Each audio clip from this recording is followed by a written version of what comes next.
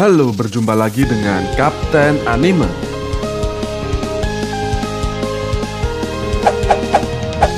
Yo, sebelum memulai pembahasan kali ini, jangan lupa untuk subscribe dan nyalakan lonceng notifikasinya. Terima kasih.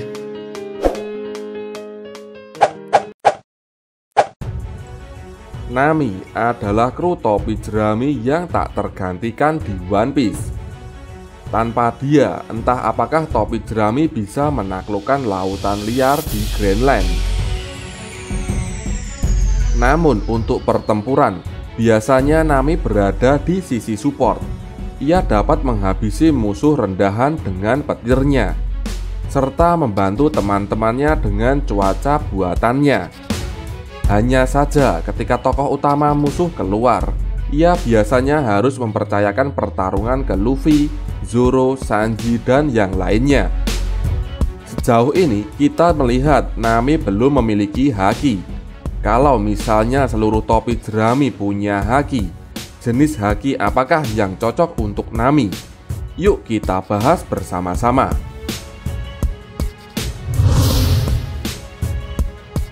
Yang pertama, Housoku Haki. Rasanya tidak mungkin.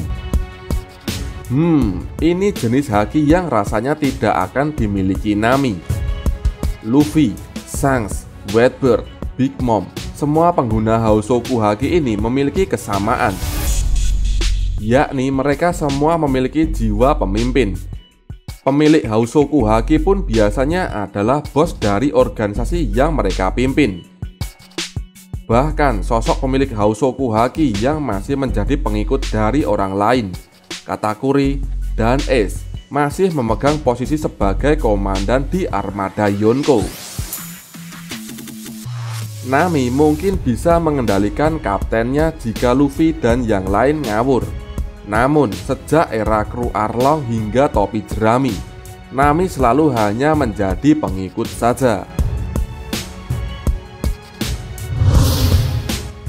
Yang kedua, Bushosoku Haki tidak membantu serangan Nami.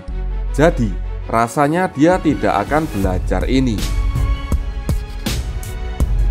Lucunya, mengingat Nami kadang bisa menghajar Luffy hingga babak belur, Nami ini terasa seperti punya Bushosoku Haki.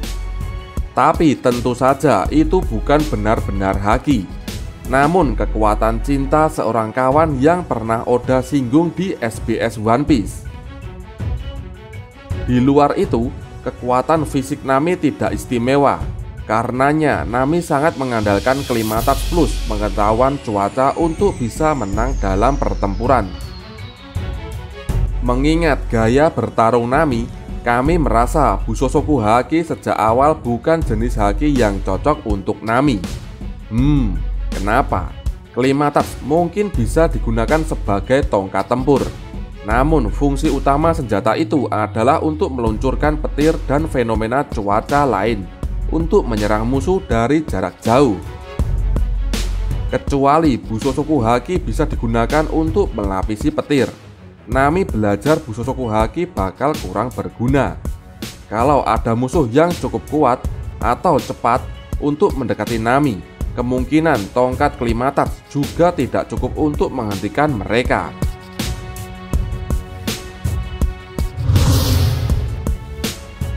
Yang ketiga, kalau Nami bisa Kenbonsoku Haki, dia bisa jadi semakin hebat, baik dalam pertempuran maupun sebagai navigator.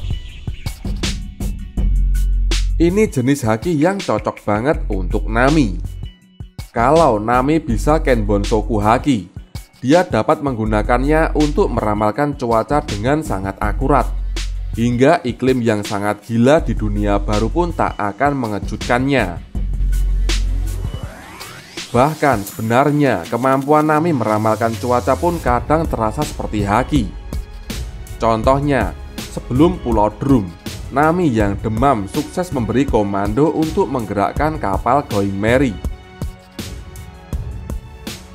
Kemudian terungkap kalau lokasi Merry sebelumnya dilanda badai yang sangat mendadak. Terlambat sedikit saja, Merry bisa terjebak.